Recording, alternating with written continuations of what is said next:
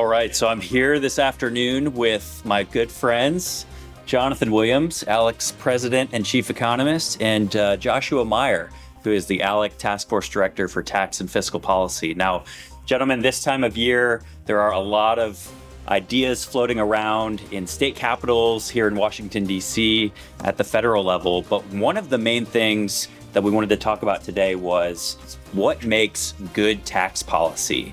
And I've got a copy here in front of me of the ALEC Essential Policy Solutions. In this publication, one of the things that you'll find, and we've used it a ton throughout the years, is the model policy called the ALEC Principles of Taxation. So, Jonathan, give us kind of an overview of the ALEC Principles of Taxation, what to watch out for, what makes good tax policy. Well, as we go around the country and talk about rich states, poor states, and we talk to members as they're thinking about how do you make your state more competitive and how do you have principled free market tax policy, we like to boil it down to a few things. Simplicity, transparency, those are pretty straightforward principles, but really essential when it comes to tax policy.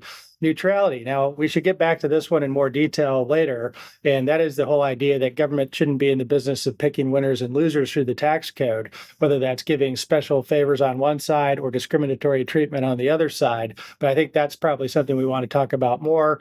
Predictability is key because a lot of states will pick up the rug and yank it out from under a business or individual after they've made a big investment in that state. And then the most important principle is the pro-growth principle, the principle of competitiveness. And of course, that's woven through everything we do at ALEC and in rich states, poor states. You can get every other principle of tax policy right, but if you fail on competitiveness, it doesn't do you much good when it comes to your overall tax regime and producing growth in your state.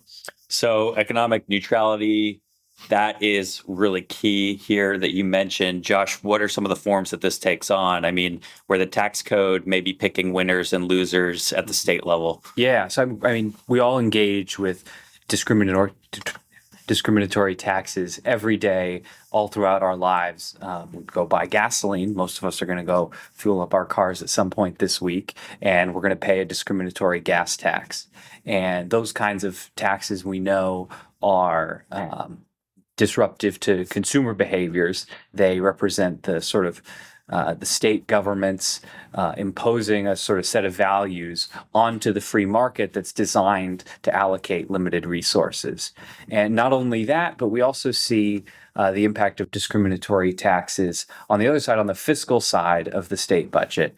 On the big picture gas tax side, we know that as consumer habits are changing, cars are becoming more fuel efficient, and some consumers are switching to hybrid or electric vehicles. Gasoline sales are declining, and gas tax revenues are not the consistent source of fiscal stability that they've been for a long time. So this kind of paints a picture where when you have a state government that's dependent on revenue sources from specific kinds of products or goods, then changes in consumer habits have an especially negative impact on the fiscal stability of the state.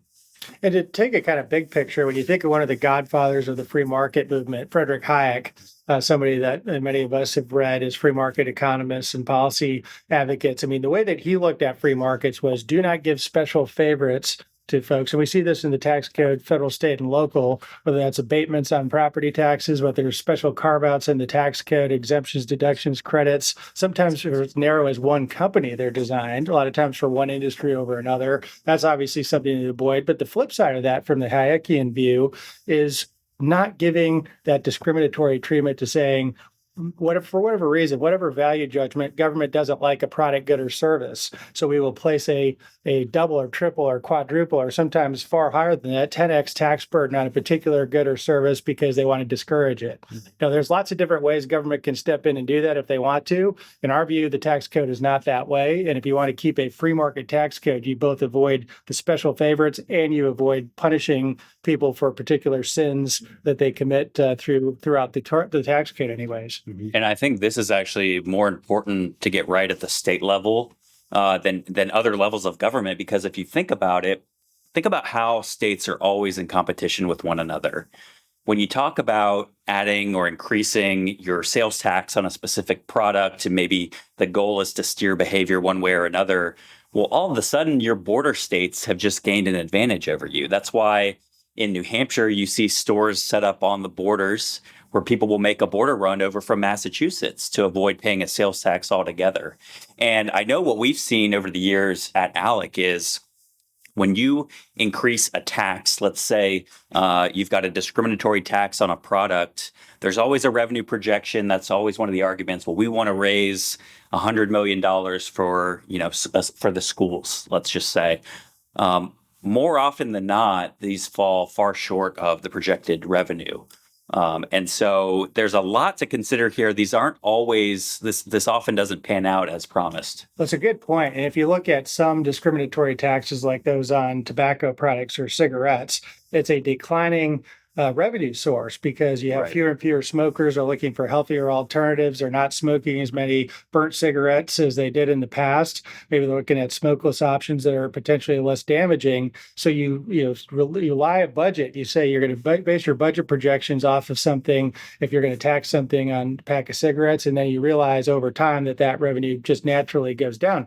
The other thing that really messes with budget projections, and we've talked a little bit about this in rich states, poor states, is just the ability of a consumer to change their behaviors by looking at purchases across state lines, to your point, but even to non-tax areas. They look at cigarettes, they can buy contraband cigarettes that are not taxed. Mm-hmm. And when the tax gets too high, you give people that huge incentive then to look for non-tax version of the product. Or they go to Native American reservations to buy cigarettes in some cases. Or if you think about sports betting taxes, this is another area of taxes that are way above a retail sales tax.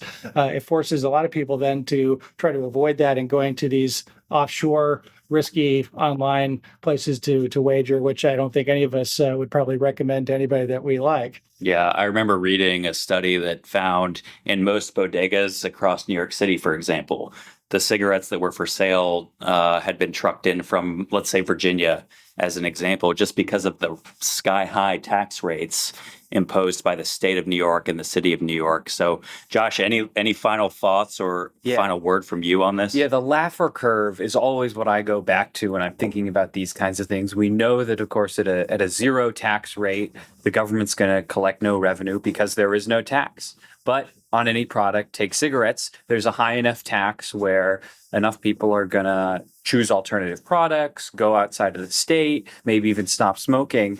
And so at that incredibly high tax rate, the state also collects no tax revenue. So Jonathan, when you talk about, high cigarette taxes, tax increases not meeting their revenue projections, this is really how it happens. We know that you end up on the wrong side of the Laffer curve. Higher taxes lead to, whether it's decreased legal purchases or decreased purchases within the jurisdiction and decreased revenues as a result. I think that about sums it up, guys. Any final thoughts from you, Jonathan? I think that's in a nutshell what conservative free market tax policy looks like. Obviously, it gets violated state, federal, and local level oftentimes, but we look forward to continuing to engage in this process and making tax codes more fair and more principled across the United States. Check out the ALEC Principles of Taxation at alec.org.